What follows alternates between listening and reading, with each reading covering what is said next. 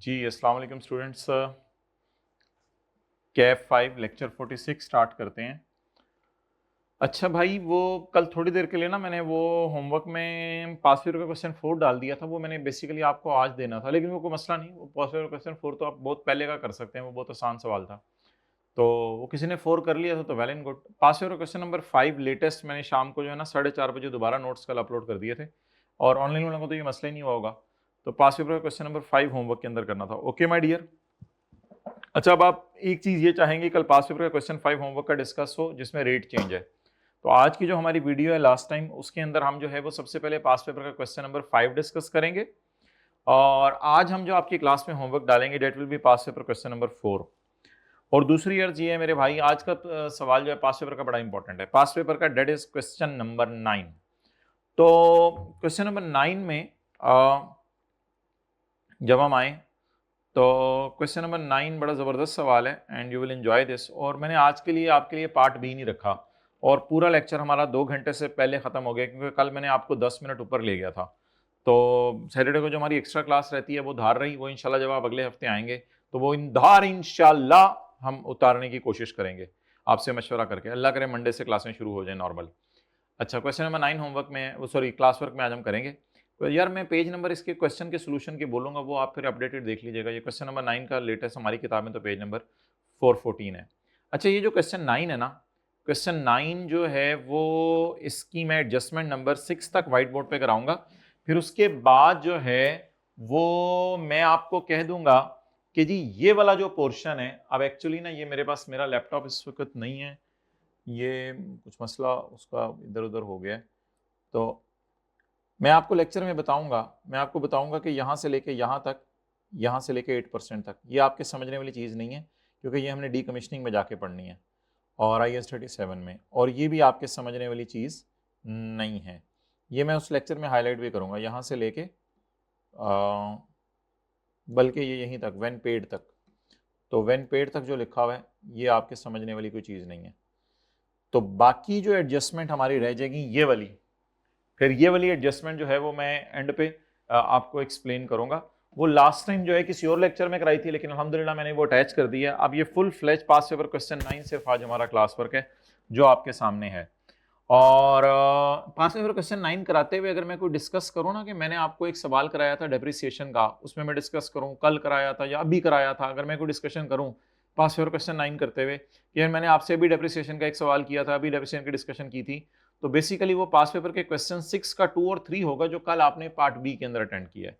तो माइट भी ये मैं एक दो दफा लफ्ज बोलूँ, पास पेपर का क्वेश्चन 9 जो है वो कराते हुए बेसिकली ये वाला जो पोर्शन है आखिरी वाला 0.7, ये पिछली दफा थोड़ा जल्दी करा दिया था क्योंकि ये आसान सा पोर्शन था, इसमें फिक्स की डेप्रिसिएशन है, लेकिन अभी मैंने अल्हम्दुलिल्लाह सब कुछ तरतीब से कर दिया है।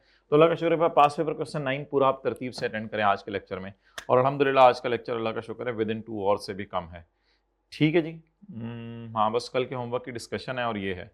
तो इंशाल्लाह उम्मीद करें, दुआ करें मंडे को हम प्रॉपर तरीके से मिलें। अब जी लेक्चर स्टार्ट करें।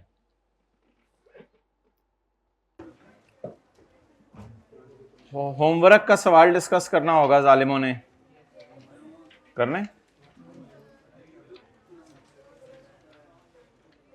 थोड़ा सा अजीब सा था, क्या करें फिर, कैसे डिस्कस करें?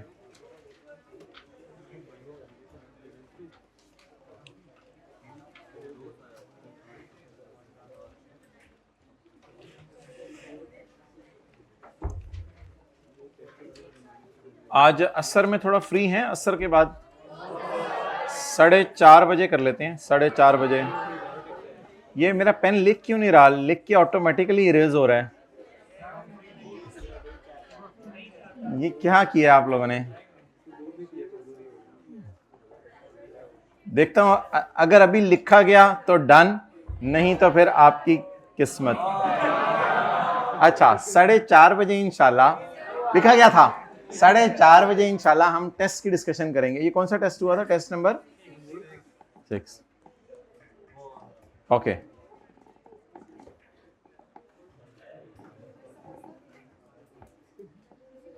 ओ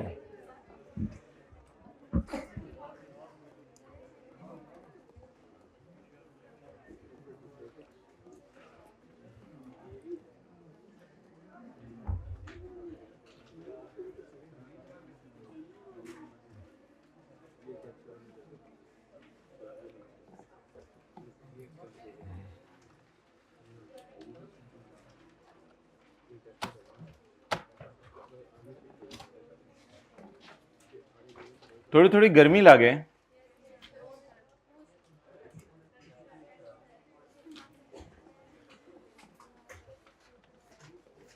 Waqar Limited has provided you the following information for determining its tax and deferred tax expense for the year 2006. Calculate deferred tax expense and current tax expense for the year ended 2006 and 7. During the year ended 31 December 2007, the company's accounting profit was 40 and 30. Company का accounting वालों का profit था 40 and 30. The profit include capital gain income of 10 and 8 which is exempt from tax. इसको हमने less कर दिया। Accounting बीवी fixed assets की है, ये अकाउंटिंग बीवी फिक्स्ड एसेट्स की ये आ रही है। ये मशीन की बीवी है और ये लकीली ना देखें 31/12/5 की दी है उसने, यानी ये 2006 की ओपनिंग है। No additions and disposals were made in 2006 and 7 पे तो बहुत ही आसान है, कुछ भी नहीं है। मशीन वॉज एक्वायर्ड ऑन 1 जनवरी 5, बहुत पुरानी, 1 जनवरी 5 को खरीदी थी, and is being depreciated straight line basis at its useful life of 8 years। Machine acquire की थी इस दिन तो, और मशीन की लाइफ है 8 years, और फर्नीचर को डेप्रिशिएट किया जा रहा है 10% पर एनम। ये किन की नज़र में है? अकाउंटिंग वालों की नज़र में। अब हमने क्या किया, 175 और 40 की डिस्कशन करते हैं। 175 और 40 से हमने शुरू किया। एसेट अकाउंट हमने उस पर नहीं बनाया, टी काउंट के फॉर्म में नहीं बनाया, स्टेटमेंट फॉर्म में बनाया। तो डिवाइडेड बाय 8 2006 की डेप्रिसिएशन एंड डिवाइडेड बाय 8 2007 की depreciation multiplied by 10% multiplied by 10%, 2006 और 2007 की डेप्रिसिएशन। अब ये टोटल के कॉलम को अगर मैं इग्नोर भी करूं तो 25 5 25 5, और ये ऑब्वियसली कैरिंग अमाउंट्स आ जानी थी, लेकिन मेरे ख्याल से शायद सोल्यूशन में इनको जमा करके लिखा गया है 185 और 155। अलग अलग भी लिख सकते हैं, कोई मसला नहीं। ये तो अकाउंटिंग वालों का टी अकाउंट बन गया इन द स्टेटमेंट फॉर्म। अब टैक्स वालों की तरफ चलते हैं। अल्लाह का शुक्र है ओपनिंग टैक्स बीवी भी इसने हमें दे दी है, date is 90, and opening tax बीवी इसकी है 40.5, और टैक्स वाले बस डेप्रिशिएट 10% ही करते हैं ऑन बीवी, ये नहीं बताया कौन सा एसेट। तो बस ठीक है, 90 9 81 8.1 4.05 3.65, so that is all accounting depreciation and tax depreciation. अब करंट टैक्स की वर्किंग के अंदर पहले साल इसको ले जाना था और इसको, दूसरे साल इसको ले जाना था और इसको। ये कैरिंग अमाउंट है पहले साल की, ये दूसरे साल की, और ये टैक्स बेस है पहले साल की और दूसरे साल की। लेकिन एक वर्किंग आपने और करनी थी, वो थी deferred tax liability slash asset as on 31/12/5, क्योंकि ब्रॉड डाउन भी मिसिंग था। एवरी एफर्ट पॉसिबल पुट करके ब्रॉड डाउन निकालना जरूरी होता है। ओके, एज ऑन 31/12/5, 31/12/5 तक वकार लिमिटेड के अनयूज लॉसेस हैं 75 मिलियन। वकार लिमिटेड के अनयूज लॉसेस कितने हैं? 75 मिलियन। अच्छा, अब करना क्या था, ये देखें 3 वर्किंग्स, 31/12/5 की, 31/12/6 की, और अगले सफे पे 31/12/7 की।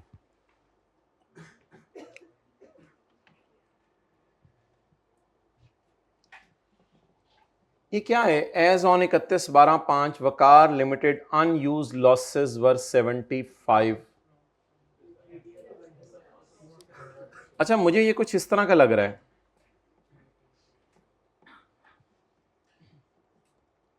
कि 2005 की करंट टैक्स की वर्किंग हुई होगी और इसमें एज ऑन लॉस कितना आया होगा? 75। हो सकता है लॉस फॉर द ईयर आया हो, फिर लॉस पुराना भी कोई हो, तो लॉसो लॉस होके ये 75 आ गया। ये 75 अगले सालों का मुझे इल्हाम नहीं होना था कि इनमें क्या होना है। ये मैं आज आपको प्रेजेंट कर रहा हूं, जो हमें एक सवाल किया था ना 2001 2002 2003 वाला, उसमें आपको शायद करंट टैक्स की वर्किंग याद आ रही हो। तो I am trying to explain what is this 75. As on 31/12/5 the unused loss was 75. तो you are supposed to open the solution and अपने समझने के लिए पेज 416 पे ये लिखेंगे कि एज ऑन लॉस इतना था. अब 1 मिनट रुक जाएं, इसको अब करना क्या है, इसको कहां लेके जाना है? क्या इस लॉस को मैं कह सकता हूं कि इस लॉस के अगेंस्ट फ्यूचर में टैक्स सेविंग होगी? इसलिए 31/12/5 की डेफर टैक्स की वर्किंग में इसको ले जाना था और इसको टीटीडी डीटीडी के कॉलम में डालना था या डायरेक्ट इस पे डेफर टैक्स एसेट बनाना था?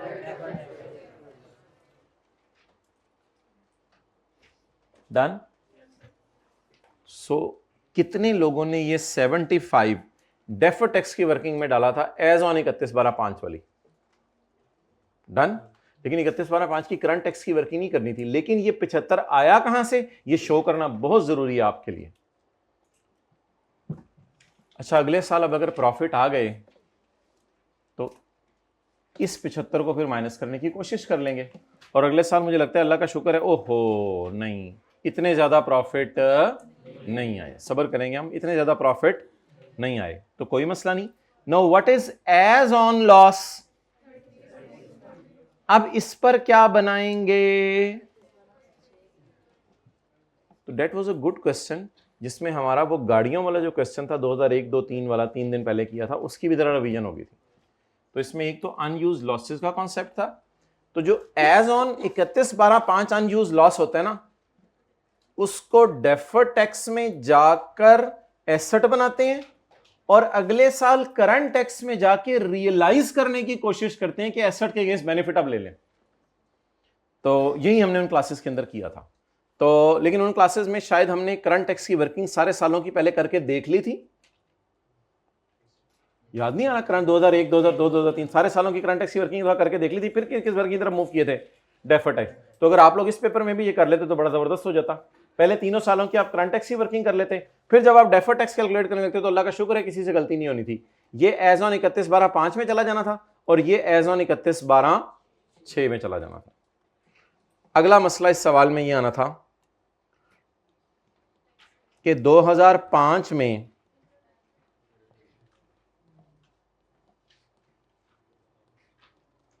टैक्स रेट है 35%, 2006 में 35%, 2007 में 30%.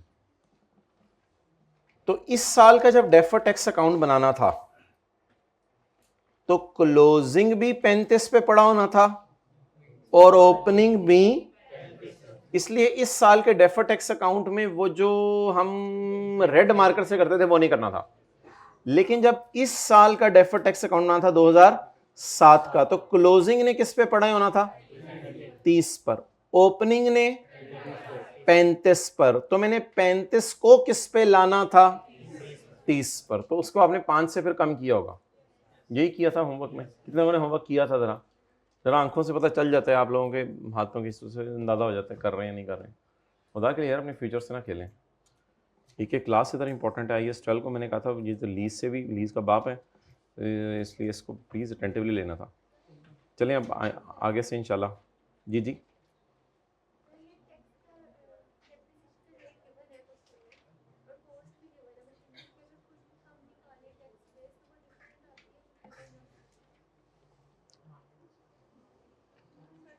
Okay, let me check. इनका सवाल ये है, मेरा तो वैसे मशवरा ये है कि जब ओपनिंग टैक्स बेस दी हुई है तो चेक मत करें. इसमें मसला है या अगले वाले में मसला है? इसमें मेरा तो मशवरा है कि जब ओपनिंग टैक्स बेस दी हुई है तो चेक करने की ज़रूरत नहीं कि ये सही दी हुई है या गलत दी हुई है. इसी को ओपनिंग टैक्स बेस ले लें. अगर किसी ने चेक करना है तो मशीनरी वाज एक्वायर्ड ऑन यकम जनवरी 5 and is being depreciated on straight line basis over a period of 8 year. ये तो अकाउंटिंग वालों का डिस्कशन है.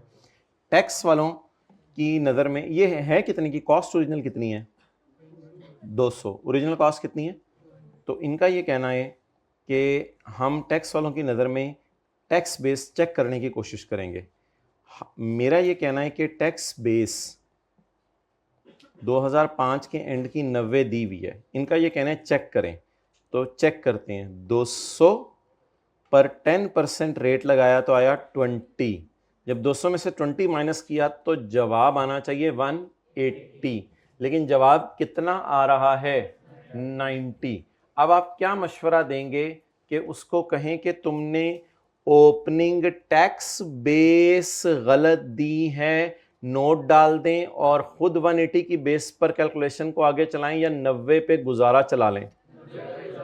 90 पे गुजारा चला लें। इसकी एक रीज़न ये हो सकती है जो आप लोगों ने टैक्स में पढ़ी हुई है, जिन्होंने टैक्स पढ़ा हुआ है उनसे मैं पूछ रहा हूं, हाथ खड़ा करके वो रीज़न बता दें।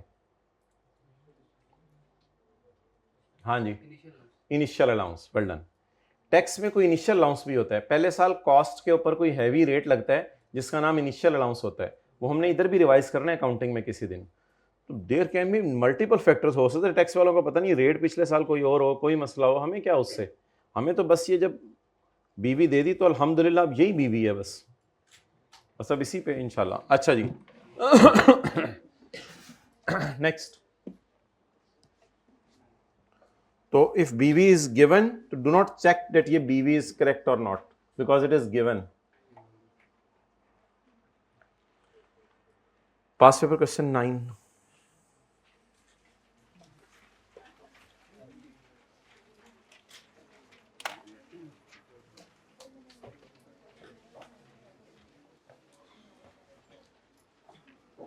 अच्छा जी, अब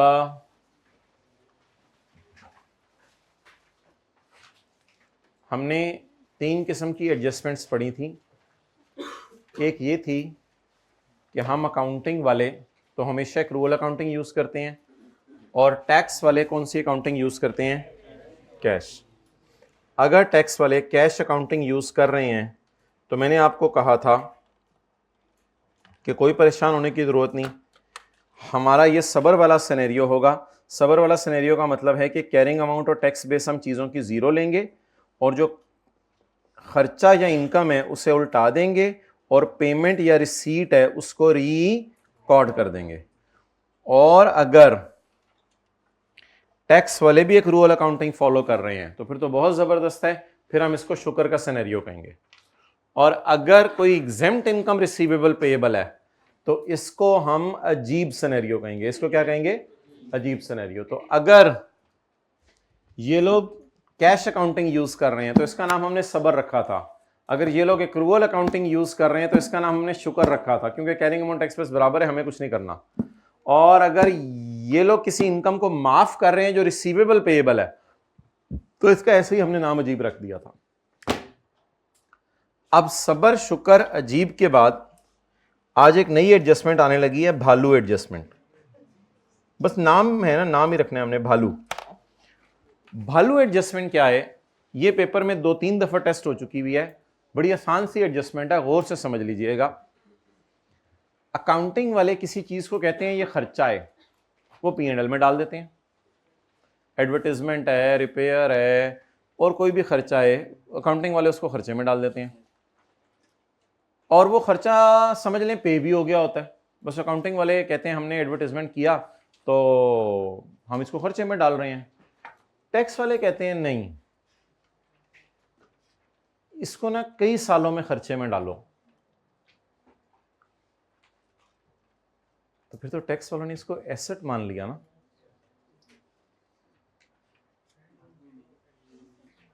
देखें, सोचें कैसे। मशीन होती है, उसको फौरन तो नहीं खर्चे में डालते, कई सालों में खर्चे में डालते हैं। तो इसी तरह अगर कभी, बस एडजस्टमेंट खत्म हो गई है मेरी तरफ से, बात पूरी हो गई है। अकाउंटिंग वालों ने किसी चीज़ को कहा ये खर्चा है, टैक्स वालों ने कहा हाँ खर्चा है लेकिन ऐसा ऐसा रिकॉर्ड कर लो, 2-4 सालों में कर लो। अकाउंटिंग वाले फौरन खर्चे में डाल दिया और टैक्स वालों ने आहिस्ता आहिस्ता खर्चे में डाला। तो वो चीज़ जिसे हम अकाउंटिंग की क्लास में कभी भी एसेट नहीं कहते, उसको टैक्स वाले एसेट कह दें तो हम उनसे लड़ नहीं सकते कि तुम लोग क्यों इसे एसेट कह रहे हो। तो इसकी एक मिसाल मैं आपको दे रहा हूँ, एडवर्टाइजमेंट। हम अकाउंटिंग वालों ने कहा कि ये हमारा खर्चा है, टैक्स वालों ने हमारे पीछे पड़े थे, टैक्स वालों ने हमारे से टैक्स लेना था, उन्होंने कहा नहीं तुम्हारा खर्चा ये। हमने कहा जेन्युइन खर्चा, उन्होंने कहा चलो मुकमुका करो, बीच में बात कर लेते हैं, थोड़ा थोड़ा करके माइनस कर लो। हमने कहा चलो शुक्र है माइनस तो करने दिया, अब वो थोड़ा थोड़ा करके आपको माइनस करने देंगे। तो अब ऑब्वियसली अगर हमने 100 मिलियन की एडवर्टाइजमेंट की है और वो कह रहे हैं 5 सालों में से खर्चे में डाल लो, तो कोई मसला नहीं, हम 100 मिलियन को पहले साल खर्चे में डाल लेंगे। हम अकाउंटिंग वाले, हम पहले साल खर्चे में डाल लेंगे। बाकी करंट टैक्स में क्या करना है वो मैं बता देता हूं। हम अकाउंटिंग वाले इसको पहले साल खर्चे में डालेंगे 100 मिलियन को, टैक्स वाले कहेंगे इसको 5 साल में खर्चे में डालना है, तो कोई मसला नहीं, 100 को स्ट्रेट लाइन बेस पे अमोटाइज कर देंगे, 100 अब एडवर्टीजमेंट को अमोटाइज कर दें, कोई मसला नहीं। टैक्स वाले उसको एसेट कह रहे हैं तो मैं क्या करूं। तो 100 को हम डिवाइड करेंगे 5 से, पहले साल 20 खर्चे में डाल देंगे, अगले साल 20 डाल देंगे, अगले साल 20 डाल देंगे, अगले साल 20 डाल देंगे, अगले साल 20 डाल देंगे, पूरे हो गए 5 साल। लेकिन सवाल मेरा ये है कि टैक्स बेस क्या आएगी। टैक्स बेस ऐसे आएगी कि 100 रुपए की एडवर्टाइजमेंट थी, उसमें से 20 खर्चे में गया और 80 का नाम होगा डिडक्टेबल इन फ्यूचर। 80 का नाम होगा डिडक्टेबल इन फ्यूचर। तो इसलिए कैरिंग अमाउंट तो जीरो होगी, क्योंकि हमने एडवर्टाइजमेंट को किसमें डाल दिया है, टोटली खर्चे में डाल दिया। कैरिंग अमाउंट तो जीरो होगी, लेकिन tax base will be 100 minus 20 is equal to 80। Now carrying amount zero आ रही होगी, अकाउंटिंग वाले एसेट नहीं मानते, टैक्स बेस उसकी 80 आ रही होगी। Now this 80 will be called as deductible temporary difference, इसलिए कि ये 80 को बाकी 4 सालों में उन्होंने खर्चे में डाल देना है। बहरहाल हवाई बातें हो रही हैं, लिख के करते हैं, बात समझ आए। Rose limited is finalising its financial statement for the year end 31 December 2017। Compute the deferred tax liability slash asset to be recorded in balance sheet as on 31/12/17। तो वो जो वर्किंग नहीं हम करते होते थे, DTL slash A as on, तो वही मांग लिया इसने। तो DTL slash A as on की हेडिंग देते हैं, और इसने करंट टैक्स की वर्किंग नहीं मांगी, तो ठीक है, टाइम सेव हो जाएगा, करंट टैक्स तो कैलकुलेट नहीं करना पड़ेगा।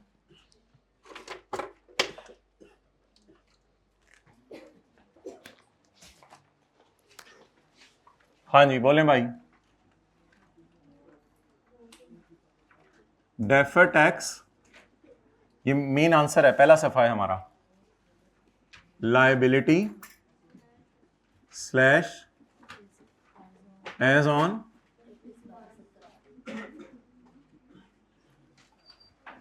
31/12/2017। तो अब अच्छा, ये ना थोड़ी सी आदत मैं ख़त्म कर रहा हूँ आपकी, इसको कैरिंग अमाउंट लिखा करें, इसको प्रॉपर टैक्स बेस लिखा करें, और taxable temporary difference slash deductible temporary difference. आज एक नया कॉलम डालें टैक्स रेट का, और deferred tax liability slash deferred tax asset. अगर थोड़े से बड़े हो जाए तो डेफर्ड टैक्स एसेट को ब्रैकेट में भी लिख सकते हैं, तो नीचे फिर बार बार जो है वो DTL DTA का लफ्ज़ नहीं लिखना पड़ेगा। लेकिन अभी इस प्रैक्टिस को मैं नहीं शुरू कर रहा, पेपर में ऐसा कर सकते हैं, किसी दिन शुरू कर लेंगे इस प्रैक्टिस को। एंड पे जाके मैंने 2 नंबर ही मार दिए, DTL स्लैश ए लिख दिया, हालांकि मुझे पूरा लिखना चाहिए था, deferred tax liability slash deferred tax asset. Okay,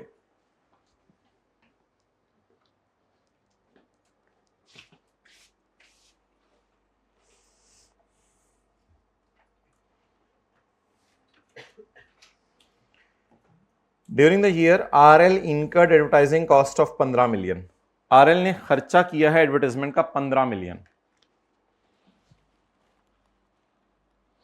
क्या एंट्री की होगी? Expense, debit, cash, credit. Balance sheet में क्या जाएगा? कुछ भी नहीं, क्योंकि एसेट तो नहीं है ना, ये तो एक्सपेंस है। तो बैलेंस शीट में क्या जाएगा? कुछ भी नहीं।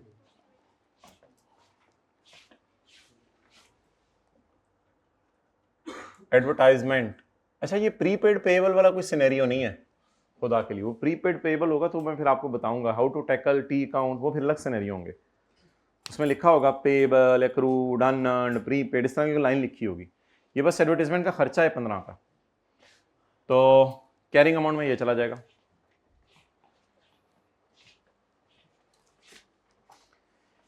ये 15 माइनस कर लो माइनस, कोई मसला नहीं, कर लो। ये 15 माइनस कर लो, 5 सालों में कर लो। हमने कहा कब से करना शुरू करो? अभी से कर लो, अभी से कर लो। 17 में कर लो, 18 में कर लो, 19 में कर लो, 20 में कर लो, 21 में कर लो, कर लो कर लो कर लो कर लो कर लो कर लो, 5 पूरा हो गया।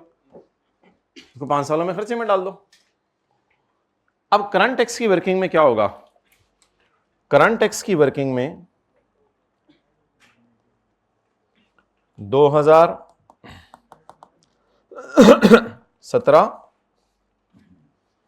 बेटा छुरी थले साल है ना आप,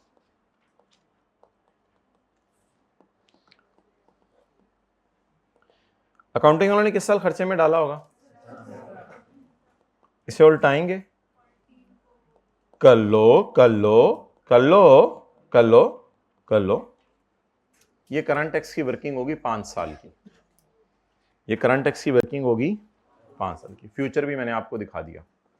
तो ये कहीं रफ वर्किंग में, जो किताब पे कहीं नीचे जगह है, छोटी छोटी करंट टैक्स की वर्किंग एडजस्टमेंट्स की अगर करनी है तो करते रहिएगा। तो हम कैसे खर्चे में डालना चाह रहे हैं? फौरन फौरन फौरन। ये भालू एडजस्टमेंट होगी। भालू एडजस्टमेंट में हम कब खर्चे में डालना चाहेंगे? फौरन। टैक्स वाले क्या कहेंगे? होली होली होली होली होली होली। आहिस्ता आहिस्ता हम कहेंगे फौरन खर्चे में डालो। टैक्स वाले कहेंगे डालो तो सही खर्चे में, तो होली होली खर्चे में डालो। ओके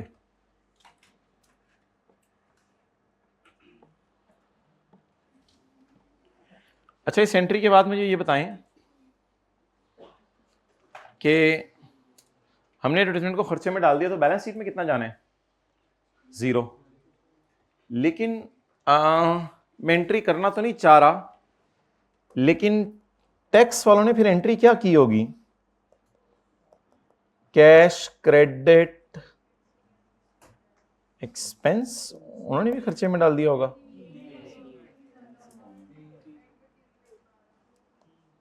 इस तरह ना कर लें, इस तरह कर लेते हैं। टैक्स वालों ने 2017 में ये एंट्री की होगी, फिर कर लो, अगले साल थोड़ा और कर लो, खर्चे में डाल लो, फिर तीसरे साल भी ये एंट्री, चौथे साल भी ये एंट्री, 5वें साल भी ये एंट्री। मुझे टैक्स वालों की एंट्रीज को इस तरह की लग रही हैं, क्योंकि वो इसको 5 साल में खर्चे में डाल रहे हैं ना। इट मीन्स कि वो क्या मान रहे हैं? इसको एसेट। ये बात लिखें, वो 5 साल में खर्चे में डाल रहे हैं, इसलिए वो इसको एसेट बना रहे हैं। अब एडवर्टाइजमेंट एसेट नहीं होता, लेकिन मैं क्या करूं? वो 5 साल में इसको खर्चे में डाल रहे हैं, इसलिए उसको एसेट बना रहे हैं।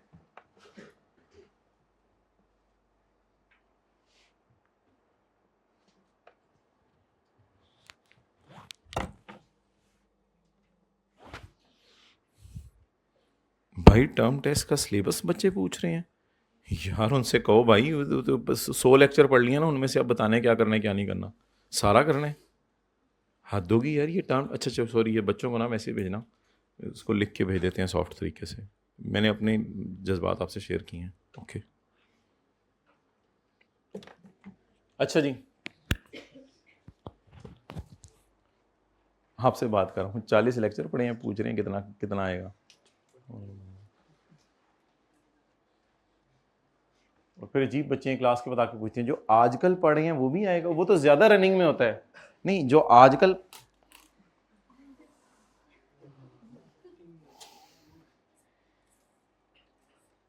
उसको ना रगड़ रहे जमीन पे अपनी बॉल पॉइंट से ना, ड्रैग।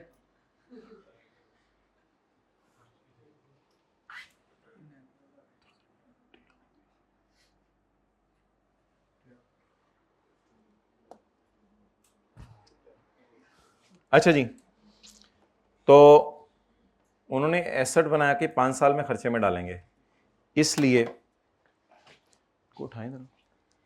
इसलिए आप क्या करेंगे? उठ जाए। इसलिए आप क्या करेंगे? कितने की थी एडवर्टाइजमेंट, कितनी खर्चे में डाल दी, टैक्स वालों की नजर में इसकी वैल्यू कितनी बची। भालू किस एडजस्टमेंट को कहा करेंगे? इसके साथ भालू लिखें। भालू इस एडजस्टमेंट को कहा करेंगे जिसमें अकाउंटिंग वाले फौरन खर्चे में डाल रहे हैं और टैक्स वाले उसको एसेट बना के 3, 4, 5 साल में खर्चे में डालेंगे।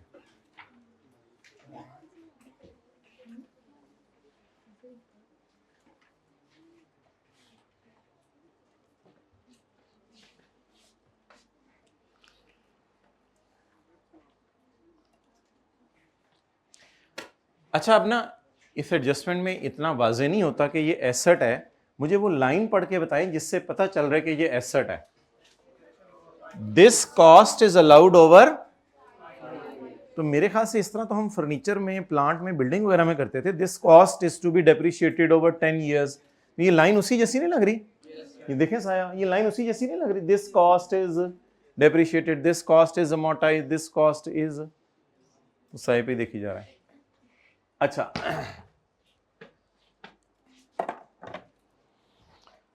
नेक्स्ट, इसको साथ ही फारक कर दें। रूल नंबर 1 लगेगा, रूल नंबर 2 लगेगा। रूल 2 आज तक हमने कभी नहीं लगाया था, आज रूल 2 लगाते हैं। जिंदगी में पहली दफा हम रूल 2 लगाने लगे हैं। बेटा साइड पे हट जाओ, मैं आज रूल 2 लगाने लगा हूं, तुम्हारे पे लग गया तो मसला होगा। 4 गोल्डन रूल्स, इनको डायमंड कर दें। 4 गोल्डन रूल्स, ये किस सफे पे लिखे हैं? सफा खोलने की जरूरत नहीं, किस सफे पे लिखे हैं? जो भी सफा है। If carrying amount of asset is less than tax base of asset, it is called as deductible temporary difference. If carrying amount of asset, this advertisement is an asset, जबरदस्ती asset बना दिया टैक्स वालों ने, accounting वालों की नजर में नहीं था। If carrying amount of asset is, आज तक ये हमेशा ग्रेटर होता था साइन, आज देखने इसने मुंह उधर कर लिया, नाराज हो गए। पहले मुंह इधर होता था ना, अब मुंह उधर हो गया। तो what does it mean? इस बात का मतलब क्या है कि फॉर्मूला बता रहा है ये डिडक्टेबल टेम्परेरी डिफरेंस है, लेकिन हमने लॉजिक पे देखना है। फ्यूचर में हम कितना माइनस करेंगे? 0। तो फ्यूचर में हमारी डिडक्शन, हम कितना माइनस करेंगे? 0। फ्यूचर में हम खर्चे में कुछ नहीं डालेंगे। फ्यूचर में टैक्स वाले कितना खर्चे में डालेंगे? 12। जरा फ्यूचर को देख के आते, चाती मारे फ्यूचर को। 17 को छुपा रहा हूं मैं, चाती मारे फ्यूचर को। फ्यूचर में ये डिडक्ट करें तो क्या मैं कह सकता हूं it is deductible in future? So that's why it is a deductible temporary difference. जी कितना? 12। अब आई कैप ऐसे करते हैं कि डिडक्टेबल टेम्परेरी डिफरेंस को ब्रैकेट में लिख देता है और इसको ऐसे ब्रैकेट में लिख देता है, लेकिन हम अभी नाम इसका यही रखते हैं, कोई बोल्ड स्टेप नहीं लेते अभी। 12 डिडक्टेबल टेम्परेरी डिफरेंस। रेट वही है, लगा दें 30%, 3.6। इतना टैक्स हमें फ्यूचर में सेव क्यों होगा? क्योंकि फ्यूचर में टैक्सेबल प्रॉफिट्स कम होंगे ना, तो उससे टैक्स बच जाएगा। इतना टैक्स फ्यूचर में हमें सेव होगा।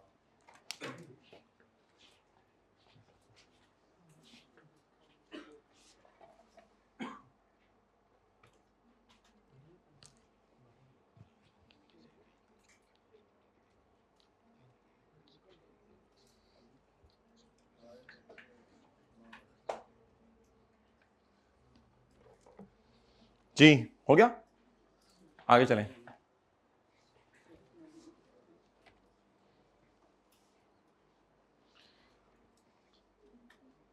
अच्छा, एक एडजस्टमेंट आपको पढ़ा रहा हूं जो मैंने कल सवाल करवाने, चलें छोड़ें। Trade and other payables amounted to 40 million, which include unearned commission of 10 million.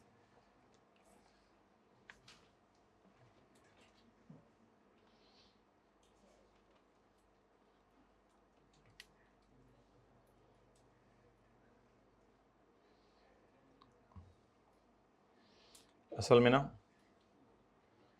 ये जो बैलेंस शीट बनती है ना, मोबाइल छोड़े ना, जो बैलेंस शीट बनती है, मैंने कहा भी था मोबाइल नहीं आप पूरे सेशन इस्तेमाल करना, फिर दोबारा, ये जो बैलेंस शीट बनती है ना, इसमें करंट लाइबिलिटीज़ आ रही होती हैं। एक तो इक्विटी वगैरह आ रही होती है ना, शेयर कैपिटल वगैरह, फिर नॉन करंट लाइबिलिटीज़ आ रही होती हैं, फिर करंट लाइबिलिटीज़ आ रही होती हैं। करंट लाइबिलिटीज़ में ना बहुत सी चीज़ें पड़ी होती हैं, उसमें एक चीज़ का नाम होता है ट्रेड एंड अदर पेबल्स।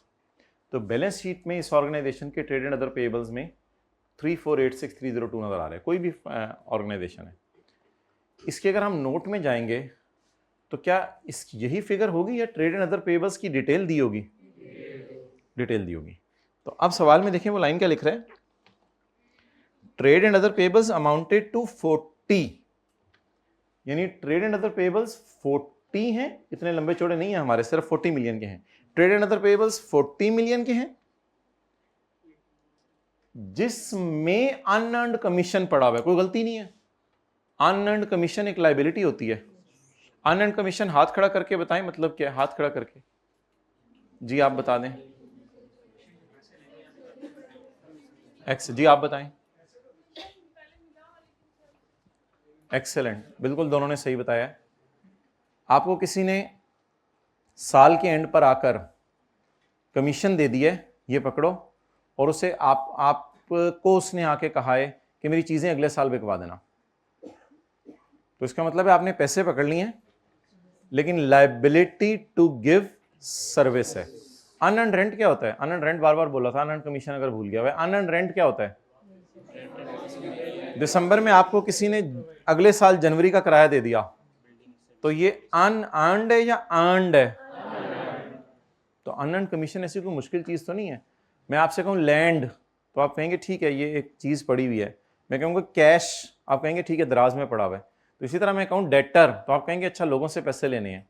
तो इसी तरह मैं आपसे पूछूं अनअर्न्ड कमीशन, तो प्लीज परेशान ना हुआ करें, ये लायबिलिटी नेचर की चीज है और ये बैलेंस शीट नेचर की चीज है, ये P&L नेचर की चीज नहीं है। अनअर्न्ड कमीशन बताएं, जल्दी से बताएं, अनअर्न्ड कमीशन क्या होता है? कोई पूछे what is unearned commission? Commission आपको मिल गया है लेकिन अभी तक आपने सर्विस नहीं दी। जैसे अनअर्न्ड रेंट ये होता है कि आपको यहां खड़े होकर अगले साल का किराया मिल जाए। तो बताएं ट्रेड एंड अदर पेबल्स में कोई गलत चीज पड़ी हुई है या बस बता रहे कि एक चीज ये भी है? अच्छा, अब मेरी दो हेडिंग्स बनेंगी, एक हेडिंग बनेगी 30 की और एक हेडिंग बनेगी 10 की। 10 का मैं नाम लिखूंगा अनअर्न्ड कमीशन और 30 का नाम मैं लिखूंगा रिमेनिंग ट्रेड एंड। रिमेनिंग का क्या मतलब है? इसके अलावा। आगे टैक्सेबल डिडक्टेबल छोड़ो यार, टैक्स वाले क्या चाहते हैं मुझे ना बताओ। अभी मुझे पहले अकाउंटिंग वालों को तो स्यापा सही कर लेने दो। टैक्स वाले क्या चाहते हैं इसमें मैं आपसे पूछ ही नहीं रहा, टैक्स वाले क्या चाहते हैं मुझे बताओ। अभी अकाउंटिंग वालों ने क्या किया, तो अकाउंटिंग वालों की नजर में ये लेके चलते हैं।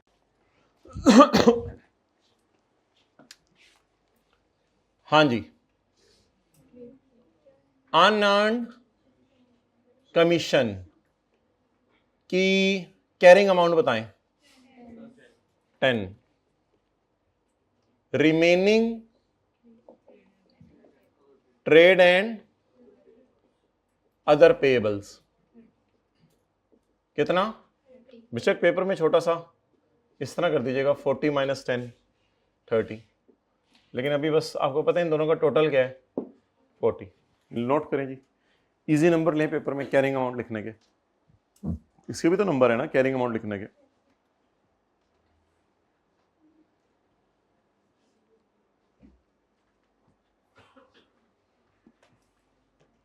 अच्छा जी, अनअर्न्ड, प्रीपेड, पेबल, इनको हाउ टू टैकल?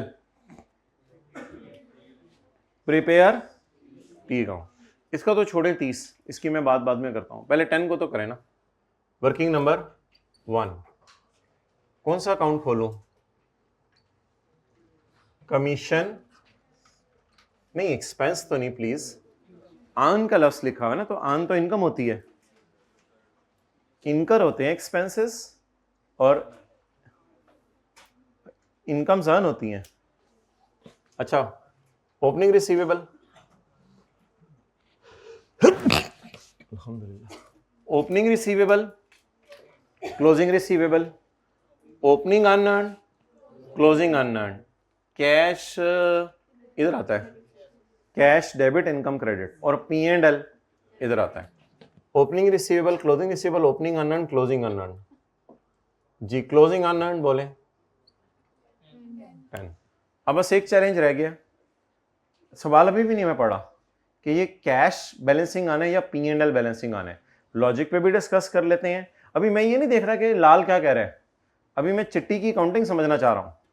ये अनअर्न्ड अगले साल अर्न होके इनकम में जाएगा, ये अनअर्न्ड अगले साल अर्न होके P&L में जाएगा। तो इस साल ये क्या हो रहा है, इधर आप दोनों इधर देखें, ये अनअर्न्ड अगले साल अर्न होके कहां जाएगा, P&L में। तो इस साल कहां ले जाऊं? अच्छा वैसे लकीली देखें बैलेंसिंग भी इधर ही आ रहा है, और अल्लाह का शुक्र है 2 स्टूडेंट्स ने अभी बताया था कि अनअर्न्ड कमीशन का मतलब ही ये होता है पैसे आ गए हैं, अभी तक कमीशन कमाया नहीं है। नोट करें जी यहां तक। इसके नीचे कोई 20 लाइनें 25 लाइनें शायद छोड़ दें, सवाल लेंथी है तो काफी है एक सफ़ा। अच्छा अब मुझे नहीं पता आप इस सफ़े पे ऐसे लिखते हैं कि 6-6 लाइनें एक के लिए यूज़ कर रहे हैं, तो वो मुझे नहीं। अब चैलेंज क्या है कि टैक्स वाले कैश अकाउंटिंग यूज कर रहे हुए तो सबर वाला सिनेरियो होगा, और मेरे ख्याल से हम यहां लिख देंगे 0। और अगर टैक्स वाले एक्रूअल अकाउंटिंग यूज कर रहे हुए तो हम यहां लिख देंगे 10। That depends upon tax authorities कि टैक्स अथॉरिटीज क्या चाहती हैं। आई होप क्लासें ले रहे हैं आप सारी साथ साथ। Okay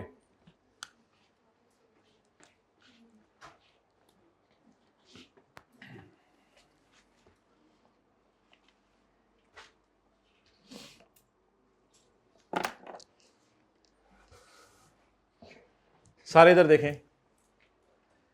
commission is taxable when, ये कैसे, किसने पढ़ा है? पट्टी के नीचे नजर आते हैं इन लोगों को। How it is possible. मेरी जेब में इस वक्त क्या है, ये अंदर वाली जेब में इस वक्त क्या है, कुछ नजर आ रहे? नहीं, अंदर वाली जेब में क्या है नहीं पता आपको, पट्टी के नीचे कैसे नजर आ सकता है? अब ये लोग कह रहे हैं हमें नजर आ रहे हैं, दीवाने हैं ना। मैंने कहा आप, मुझे पता था आपसे नजरों की बात नहीं होनी, मैंने मिटा ही दिया सारा, और फिर भी आप लोगों को नजर आ रहे हैं। अब मुझे बताएं, ये एक तजस्सुस हमारे दिल में क्रिएट हो गया कि कमीशन पर लाल फड़ा, कमीशन पर टैक्स वाले टैक्स लगाएंगे, यानी ये किनकी नजर में बात होने लगी है? टैक्स वालों की नजर में। दिलों को थाम लें। Commission is taxable when it is received, पता नहीं क्या लिखा हुआ है। कमीशन इज टैक्सेबल, मैं कमीशन पे टैक्स लगाऊंगा जब तुम कमाओगे।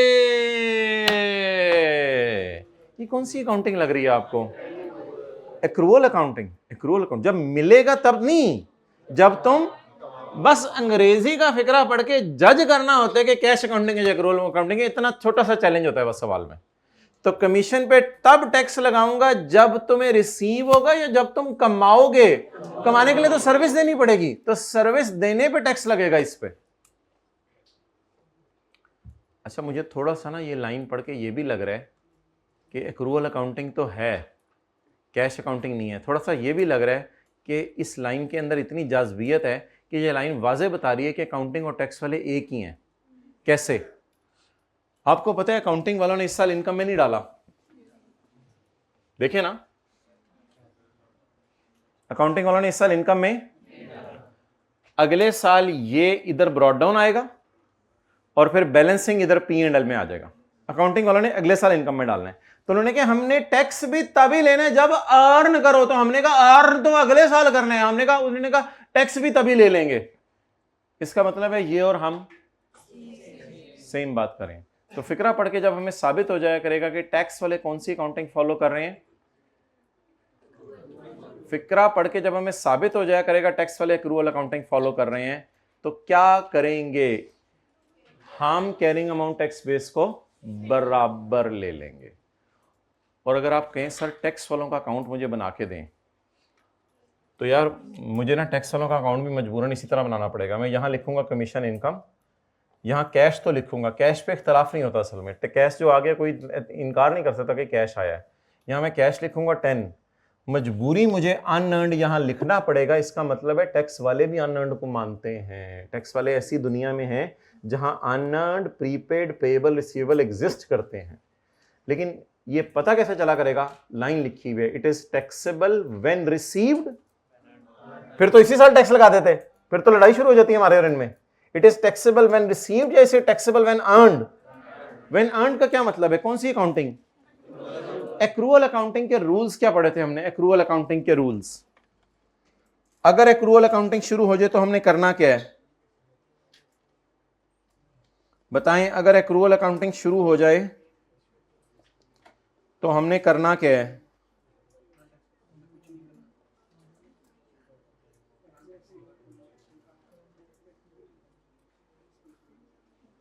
If tax authority are using accrual accounting, आपको कैसे पता चला एक्रूअल अकाउंटिंग? When earn. तो क्या करना है? प्रिपेयर टी अकाउंट बना लिया, no adjustment required in deferred tax working, carrying amount will appear and tax base will be equal to carrying amount.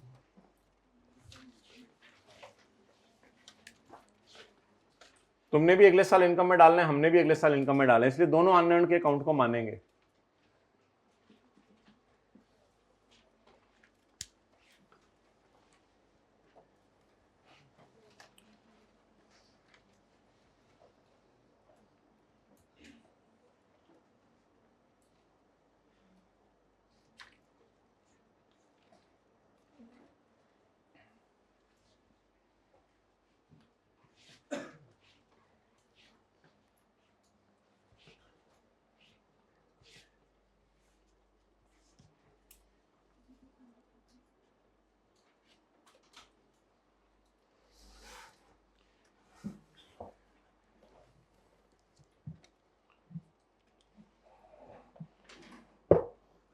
अच्छा, कुछ बच्चे ना कभी डिफरेंट तरीके से आके ना सवाल पूछते हैं, तो उनको ज़रा मुझे एंट्रीज करके समझाना पड़ता है। असूल तो मैंने आपको बता दिया क्या करना है। पहले आप ना टैक्स को फ़र्क करें, अकाउंटिंग समझें चीज़ की। साल कौन सा है? 2010। अगला साल 2011। सवाल में लिखा हुआ है कि अनअर्न्ड इनकम है। अनअर्न्ड का मतलब है पैसे आ गए हैं लेकिन अभी तक हम इनकम रिकॉर्ड, इसलिए इसको हम शो कर दें करंट लायबिलिटीज में। डन। अगले साल आपको पता है अकाउंटिंग वाले क्या एंट्री करेंगे? Unearned rental income debit, sorry unearned commission income debit, और सर्विस देके कमीशन इनकम क्रेडिट। टैक्स वालों से हमने कहा तुम क्या चाहते हो? टैक्स वालों ने कहा यार बाकी बातें छोड़ो, पहले कैश को तो डेबिट करो ना, इस पे तो हम नहीं तुमसे लड़ सकते। कैश आ गया, दराज में पड़ा हुआ, कौन इनकार कर सकता है? हमने कहा अच्छा यार बताओ इनकम पे टैक्स कब लेना है? कहते हैं it is taxable when earned. हमने कहा अर्न तो अगले साल करना है, सर्विस तो अगले साल देनी है। कहते हैं हाँ उस वक्त इस पे टैक्स दे देना, उस वक्त इस पे टैक्स दे देना। अब वो कह रहे हैं इसको इनकम में डाल लो जब अर्न करो। हमने कहा अर्न तो अगले साल करना है। कहते हैं इसको इनकम में डाल देना। अब बताएं मजबूरन टैक्स वालों को एंट्री टैली करने के लिए क्या मानना पड़ेगा? एक्रूअल अकाउंटिंग के असूल और दुनिया माननी पड़ेगी, और कहेंगे कि इसका नाम डबल एंट्री में अन। तो इसलिए अल्लाह का शुक्र है टैक्स वाले भी मजबूरन यही एंट्री करेंगे। इस वजह से कैरिंग अमाउंट और टैक्स बेस क्या आ जाएगी? बराबर आ जाएगी। कुछ थोड़ी सी समझ आई? मिल तो गए, लेकिन टैक्स वाले कह रहे हैं it is taxable when earned. तो अर्न तो अगले साल होने, अब हम क्या करें? तो मजबूरन टैक्स वाले फिर एक्रूअल अकाउंटिंग को मान लेते हैं। लेकिन हम इन चक्रों में मेरे खास से नहीं पढ़ते। हम एंट्रीज करके देखते हैं ये टी अकाउंट बना के, टी अकाउंट बनाने के बाद यहां आ जाते हैं और यहां से चीजों को समझते हैं। तो बस चैलेंज ये हुआ करेगा एडजस्टमेंट पढ़ के कि आपको ये समझ आ गया एक्रूअल अकाउंटिंग है या कैश अकाउंटिंग है। तो बस यहां अगर आपने एक्रूअल अकाउंटिंग लिख लिया तो आगे टेंशन की बात नहीं है। Tax base of remaining trade and other payables. Remaining कितने? 30। बाकियों की टैक्स बेस 25 है। बाकियों की टैक्स बेस, अच्छा रिमेनिंग वैसे हैं कितने? इनकी टैक्स बेस कितनी है? हमने कहा ये 5 का फर्क क्यों है? नहीं बताऊंगा यार, हमने लॉजिक पे सोचना है। बताओ क्रेडिटर है, कोई रेंट पेएबल है, हमने लॉजिक पे नहीं बताऊंगा। बस 25 है टैक्स बेस। या चलो यार आज जिंदगी में पहली दफा फॉर्मूले में चले जाते हैं और जो रट्टा मारा हुआ है उसको अप्लाई करना पड़ेगा। वजह तो उसने बताई नहीं। अब मैं सोच नहीं सकता कि फ्यूचर में 30 के साथ क्या होगा, फ्यूचर में 25 के साथ क्या होगा, क्योंकि मुझे ट्रेड एंड अदर पेएबल्स में नेचर नहीं बता रहा कि क्या चीज़ पड़ी हुई है। तो बड़ा हाफ हार्टेडली फॉर्मूलास की तरफ जाएं क्योंकि लॉजिक्स यहाँ फेल हो गई हैं, फॉर्मूलाज की तरफ जाना पड़ेगा। मैंने तो याद ही नहीं किए हुए थे, चलो आज याद कर लेता हूँ। वैसे पहला रूल याद कर लें तो बाकी तो खुद ही याद हो जाएंगे। जेब में डाल के नहीं लेके जाने मैंने पेपर में, ये बहुत गलत बात है। If carrying amount of liability is greater than tax base of, it is called as deductible temporary difference. तो यहां मैं डंके की चोट पर ब्रैकेट में रूल 3 लिख रहा हूं ताकि आपको याद रहे कि ये रट्टे की बेस पे किया था, लॉजिक की बेस पे नहीं किया था। कितना? 5 taxable temporary deductible temporary difference.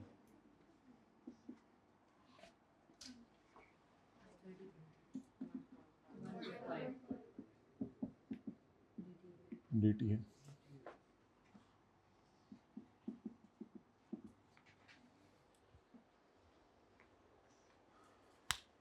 चलो चलिए दुनिया दी औस नुकरे जिथे बंदे ही बंदे। ऐसे नुकरे ना दुनिया के जाएं जहां बंदे ही ना हो, वहां जाके भी तो मक्खियां ही मारनी है।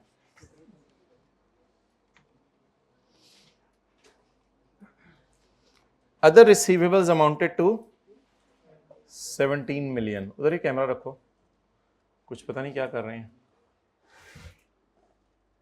वो बच्चा आपको क्लास में तंग करे ना तो मुझे ना बताया करें, अब आप बड़े हो गए हैं। Other receivables amounted to 17 million.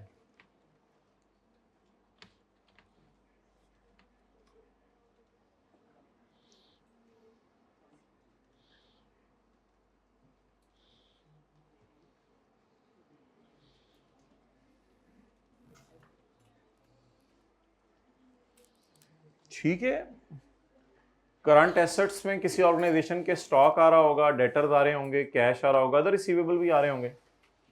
ठीक है, ऑर्गेनाइजेशंस के कोई अदर रिसीवेबल्स भी होते होंगे स्टॉक कैश के अलावा, जैसे इनके हैं अदर रिसीवेबल। तो मोबाइल देखते हुए अदर रिसीवेबल भी होते होंगे। तो अदर रिसीवेबल हो सकते हैं ऑर्गेनाइजेशन के, कोई ऐसा मसला नहीं है।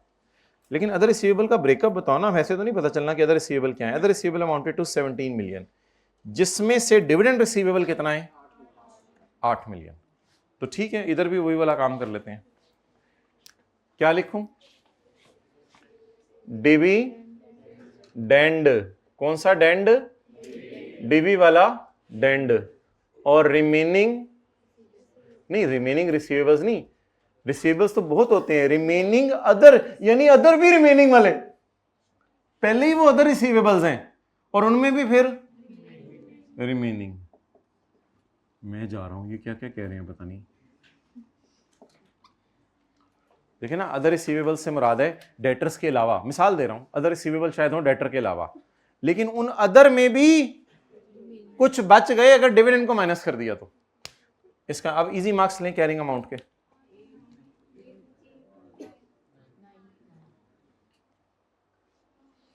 ऐसे भी पेपर में कर सकते हैं, इसको 17 शो कर दिया और इसके साथ बैलेंसिंग लिख दिया, ऐसे भी कर सकते हैं। लेकिन मेरे ख्याल से बेहतर शायद ये हो कि आप इधर ही छोटा सा कर दीजिएगा उस एग्जामिनर के लिए। 17 माइनस 8 इज इक्वल टू 9।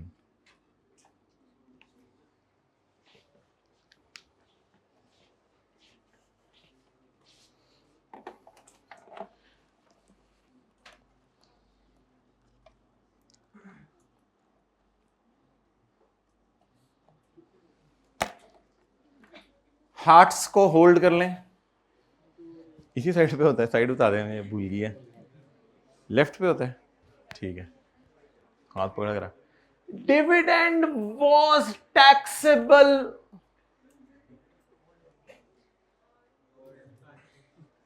गड़बड़ कर रहे हैं, देख। तूने मुझे क्यों पकड़ा था? मैंने कहा था। अच्छा अच्छा, पहले डिविडेंड का टी काउंट तो बना लें, डिविडेंड का टी काउंट तो बना लें, फिर देखते हैं हाउ टू टैकल डिविडेंड का टी काउंट। वर्किंग नंबर च्यू बोला करें, च्यू। ओके, बहुत ज्यादा हो गई। डिविडेंड इनकम, च्यू is at level dividend income.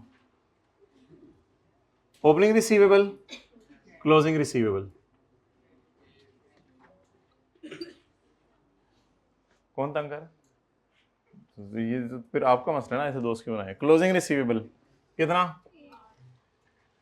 बेटा बेटा मुन्ने मुन्ने, ये रिसीवेबल अगले साल रिसीव होगा, बड़ा हो गया माशाल्लाह। ये रिसीवेबल अगले साल रिसीव होगा, तो इस साल इनकम में जाएगा। और ये साइड भी किसके लिए खास है? P&L के लिए। हम अकाउंटिंग वालों ने इसको किस में डाल दिए? इनकम में डाल दिए इसी साल। अब टैक्स वाले देखते हैं कि इसमें एक्रूअल अकाउंटिंग फॉलो करना पसंद करते हैं या कैश अकाउंटिंग। क्या अच्छा 8, मैं पता नहीं क्यों ऐसे देख रहे हैं गौर से, बता दिया करें। वो पहुंचते पहुंचते ऊपर 10 हो गया था कल। उन्होंने कहा पता नहीं 8 तो बैलेंसिंग 10, कोई ना कोई बजाते होगी, मीनू नहीं समझ आ रहा शायद।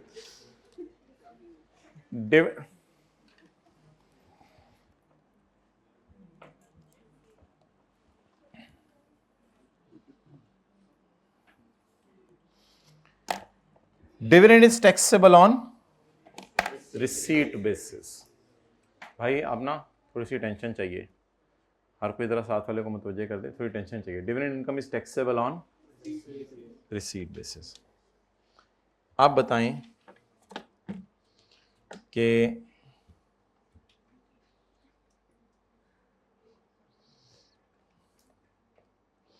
कौन सी काउंटिंग फॉलो हो रही है? कौन सी काउंटिंग फॉलो हो रही है? If tax authority is using cash accounting, prepare the account of income in current tax working, वो तो मांगी नहीं।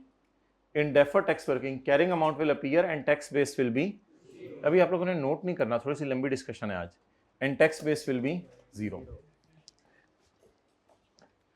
Carrying amount will appear, however tax base will B 0, tax base 0।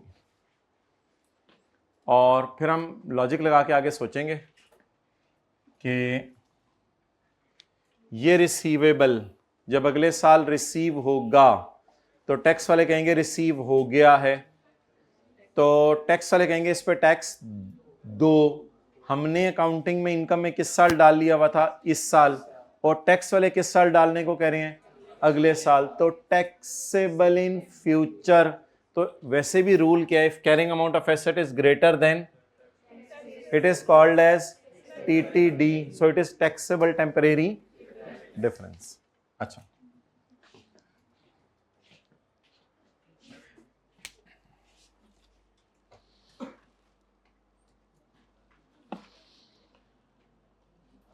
दो 2017 में ना डिविडेंड पे टैक्स है 20%। इस रेट को तो मेरे भाई काटना पड़ेगा, क्योंकि ना 2017 में हमने टैक्स देना ही नहीं। ये रेट तो उसने कंफ्यूज करने के लिए दिया है। कहते हैं इन 17 के साल में डिविडेंड्स पर टैक्स रेट चल रहा है आजकल अल्हम्दुलिल्लाह 20%। तो वो तो फिर उन लोगों के लिए चल रहा होगा ना जिनको इस साल मिला होगा। हमने तो इस साल टैक्स ही नहीं देना। कहते हैं 17 में जिन लोगों को डिविडेंड मिला ना उन पे मैंने टैक्स लगाया 20%। हमें तो मिला ही नहीं, हमें तो मिला ही नहीं। अल्लाह करे अगले साल भी 20 ही हो। मिलना कब है हमें? अगले साल। वैसे अगले साल से कहते हैं रेट हो गया हुआ है 0%। अगले साल से हुकूमत पाकिस्तान ने ना डिविडेंड को एग्जेम्प्ट कर दिया हुआ है। डिविडेंड जिनको भी मिलेगा ना वो क्या होगा? एग्जेम्प्ट होगा, उस पर टैक्स देना नहीं पड़ेगा। अब एक कॉन्सेप्ट है कि अगर हमें हमारे साल खड़े होकर वो बता दे कि फ्यूचर का टैक्स रेट क्या है, और ऐसा हो जाता होता है, गवर्नमेंट जून वाला बजट 27-28 जून को इशू कर देती है और अगले साल के रेट बता देती है। हाँ, आपने अक्सर सुना होगा जून में बजट आ रहा है, जून में बजट आ रहा है। अगर वो 30 जून से पहले आ जाता है तो हमें पता चल जाता है अगले साल क्या होना है। तो अगले साल से इंशाल्लाह डिविडेंड क्या हो जाएगा? एग्जेम्प्ट हो जाएगा। अब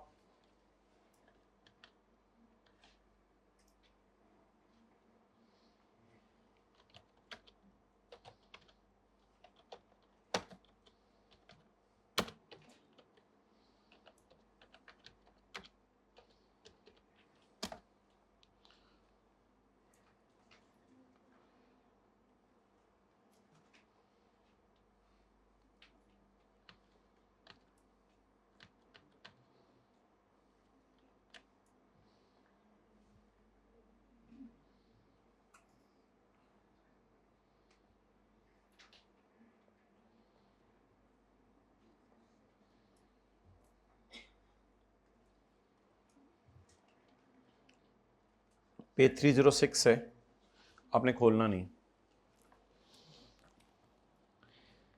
Deferred tax liabilities must be measured at the tax rates.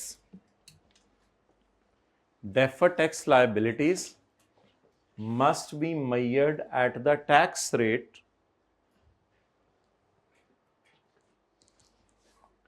that are expected to apply. That are there नहीं, हमारे साल 20% रेट है, that are expected to apply पे करना है, that are expected to apply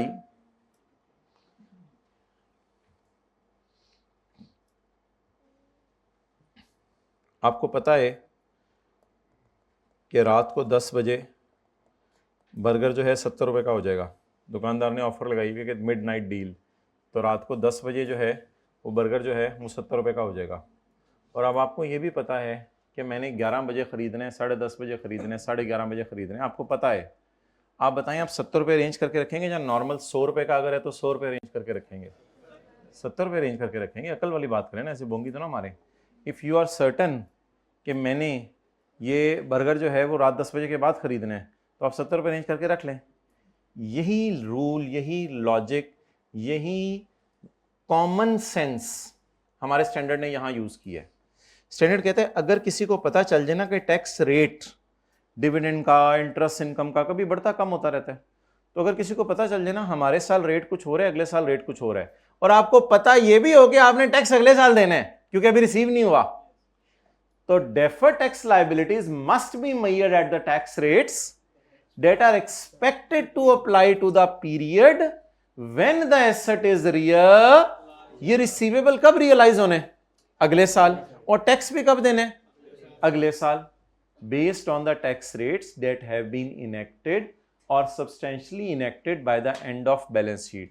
अगर आपको अगले साल के रेट पता हो या वो लेट इनैक्ट हो चुके हो, गवर्नमेंट ने लगा दिए हो, या बड़ा आपको 95% यकीन हो कि अगले साल का रेट इतना है, कई दफा गवर्नमेंट नोटिफिकेशन दे देती है, बस अप्रूवल वगैरह की रह जाता है मसला, तो इसलिए सब्सटेंटिवली इनेक्टेड भी उसने लिख दिया। अगर आपको सर्टन है कि अगले साल ऐसा हो जाना है, तो फिर आप देखो ना, बिल्कुल एक दीवानगी की बात है कि मैं सारी कैलकुलेशन करके यहां पे 20% रेट लगाऊं, यहां 20% रेट लगाऊं, और आप 8 के ऊपर 20% लगाएं, तो आप कहेंगे सर 1.6 आ गया, तो मैं कहूं जी अल्हम्दुलिल्लाह मैंने यूजर को बता रहा हूं कि अगले साल मैंने डेफर करके 1.6 टैक्स देना है। यूजर कहेंगे वो तो आपको पता नहीं चला, अगले साल से माफ हो गया है। हाँ, तो मैंने लायबिलिटी रिकॉर्ड कर ली, मैं पागल हूं, मुझे डीओजी ने बाइट की है, मैं क्यों लायबिलिटी रिकॉर्ड करूं? जो लायबिलिटी मेरे पे है ही नहीं, वो मैं लायबिलिटी रिकॉर्ड क्यों करूं? अब मैं क्यों रात को सोच के सोऊं कि फलां पेपर देना है? अगर आईकेएफ ने वो पेपर ही माफ कर दिया है, अगले 6 महीने बाद मैंने फलां पेपर देना है, आईकेएफ ने पेपर ही माफ कर दिया, तो मैं उसके लिए लायबल फील करता रहूं, पागल हूं, मुझे डीओजी ने बाइट किया। तो भाई सिमिलरली मुझे ये बता दें कि मैंने अभी टैक्स देना है या डेफर करके? यार इस बात पे मैं आपसे 100% एग्री करता हूं, और थोड़े दिन वेट कर लें, एक न्यूमेरिकल आने जिसमें थोड़ा सा डिविडेंड इस साल भी मिल जाना है, थोड़ा सा डिविडेंड मिसाल के तौर पे इस साल भी मिल जाना है, थोड़ा सा डिविडेंड इस साल भी मिल जाना है, उस पे मैं कहूंगा 20% लगा दें, लेकिन वो शायद डेफर करके मैं नहीं लगवाऊंगा, करंट टैक्स में लगवाऊंगा, अभी दिन आने तो दें। थोड़ी सी बात समझ आ गई? ये हल्की सी एक बात की थी मैंने, अगर कुछ मिल जाता उसमें मैं कितना लगा देता? 20%। कुछ मिल जाता उसमें मैं कितना लगा देता? 20%। अभी मिल गए या मिलेबल है? अगर मिलेबल है, अगले साल मिलने, तो अगले साल अल्हम्दुलिल्लाह रेट क्या हो गया? अगर रेट 0% हो गया तो मैं बड़ा बड़ा करके लिखने लगा हूं, ये तो इनकम ही मेरी माफ हो गई है, ये तो इनकम ही मेरी। अब स्पीडीली हम रश करेंगे यहां पर, और यहां पर आके हम देखेंगे कि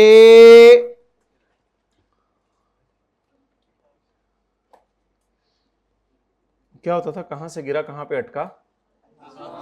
आसमान से गिरा खजूर में अटका। तैयार हो जाए। एडजस्टमेंट ने पहले घुमाई इधर कराई, आसमान से गिरा, और जाके एंड पे पता चला कि इनकम ही माफ है। हमने पहली लाइन में पढ़ा था it is taxable on receipt base, और हम इन चक्रों में पड़ गए थे। एंड पे आके उसने जो है वो सारा मिथ खोल के रख दिया और उसने कहा पुत्र ये तो डिविडेंड रिसीवेबल है और माफ है, ये तो अजीब वाला सिनेरियो है। In deferred tax working carrying amount will appear and tax base will be assumed to be equal to, because कोई डिफरेंस नहीं है। हम वो डिफरेंस कोई ये नहीं है कि अब अगले साल हम टैक्स वालों को टैक्स दे रहे होंगे। कोई टैक्स देने की जरूरत है या कोई टैक्स देने की जरूरत नहीं? ये परमानेंट डिफरेंस है या टेम्परेरी डिफरेंस है? तो ऐसा हो सकता है कि वो कैश अकाउंटिंग चलते चलते रेट 0% दे दे, या एक्रूअल अकाउंटिंग में भी चलते चलते रेट, चाहे जिस मर्जी अकाउंटिंग में चलते चलते रेट 0% दे दे। तो हमें क्या कर लेना चाहिए? कैरिंग अमाउंट और टैक्स बेस को क्यों बराबर ले लेना चाहिए? क्योंकि ये परमानेंट डिफरेंस है, टेम्परेरी डिफरेंस है ही नहीं। तो चले थे कौन से सिनेरियो से? सबर वाले, लेकिन पहुंचे किस सिनेरियो पर? अजीब सिनेरियो पर। अब अगर ये माफ हो गया तो जबरदस्ती, अच्छा अगर ये माफ ना होता तो फिर मैं 8 पे अगले साल शायद 20% रेट होता, वो मैं लगा देता, वो फिर मैं मान जाता। लेकिन अब ये क्या हो गया है? माफ होने की वजह से वो जो मैं कैश अकाउंटिंग समझ बैठा था उससे मैं तौबा तौबा करूंगा और इसको इस तरह करूंगा 8 और इसको इस तरह करूंगा 0। लेकिन ऑब्वियसली पेपर में तो पूरी लाइन पड़ी होती है ना, तो पहले से ही प्री प्लान करके चलेंगे। 0 पे जरा 0% लगेगा कैलकुलेटर में? 0 आ रहा है, ओके गुड। 90 आ रहा है, ये किसका है?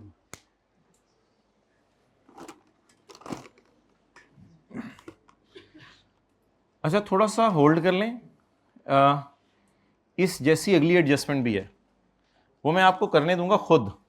वो एडजस्टमेंट करके फिर इस एडजस्टमेंट को मुझे कहिएगा जरा आप रिवाइज करवा दें, फिर मैं इसको रिवाइज करा दूंगा। अगर अगली एडजस्टमेंट आपने खुद कर ली तो मुझे समझ आ जाएगा, आपको कॉन्सेप्ट समझ आ गया है। अच्छा पहला सवाल ने क्या लिखा हुआ था? डिविडेंड इज टैक्सेबल ऑन, जल्दी बताएं सवाल में क्या लिखा हुआ था? Dividend is taxable on receipt. Accounting में रिसीवेबल्स एग्जिस्ट, इसलिए हमने मजे से उछलते कूदते हुए टैक्स बेस क्या ले ली और हमने कहा डेफर करके इंशाल्लाह टैक्स देंगे। जब डेफर करके टैक्स देने लगे तो स्टैंडर्ड का पैरा 47 आगे बढ़ा, उसने कहा defer tax liability shall be recorded at the rate expected to be paid in next year when that asset will be realised if those rates are enacted at our balance sheet date. अगर हमें वो पता चल गए हमारी balance sheet date पे तो हमने कहा फिर तो अगले साल हमने डेफर करके कितना टैक्स देना है। जब 0% लिखा तो मेरे दिल ने बोला, दिल कभी कभी बोलता है, कुछ का रुकता है, कुछ का चलता है, कुछ का बोलता है, तो दिल बोला कि ये इनकम क्या है? अगर ये इनकम माफ है तो फिर डिफरेंस का कॉलम में कुछ आना चाहिए, तो डिफरेंस के कॉलम में नहीं आना चाहिए, तो ये 0 है। तो मजबूरी में फिर मैंने कहा था इसको क्या कर दीजिएगा 8। तो इस तरह सर्कल चला। अगर ये 0 ना होता तो मैं उल्टा ना चलता, तो इसलिए मैंने बड़ा बड़ा करके अजीब सिनेरियो लिख दिया यहां, और इस पर टैक्स भी नहीं है। इसका तो देख लें, मेरे ख्याल से इसकी टैक्स बेस की अल्लाह करे कोई वजह बता दे ताकि थोड़ी सी इस पर लॉजिक भी सोच लें। या आप लोगों ने यहां एग्जाम्प्ट लिखे और यहां फिर अजीब लिखे, इस वजह से इस रेट को बराबर कर दिया उसके।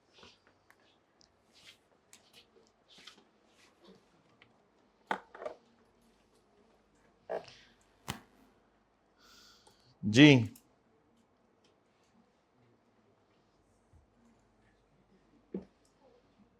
क्या है यार ये?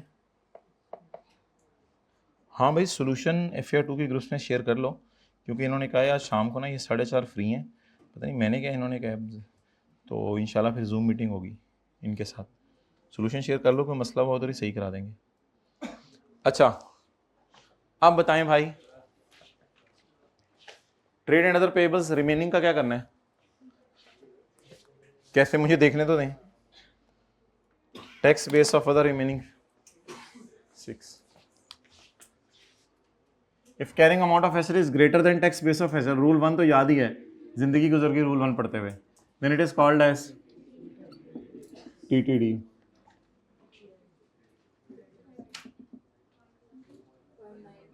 Zero point defer tax liability. तो अगला पॉइंट अल्हम्दुलिल्लाह मैं कह रहा था आप खुद करें, इंटरेस्ट इनकम का टी अकाउंट बनाएं और उसे पोस्ट कर दें। अगर आपने कर लिया सारा तो ठीक है, कर लिया, ठीक है। इंटरेस्ट इनकम का अकाउंट घर से तो नहीं करके, इंटरेस्ट इनकम का अकाउंट बनाएं और उसको जो है वो पोस्ट कर दें। हाँ बना दो दूसरा पार्ट।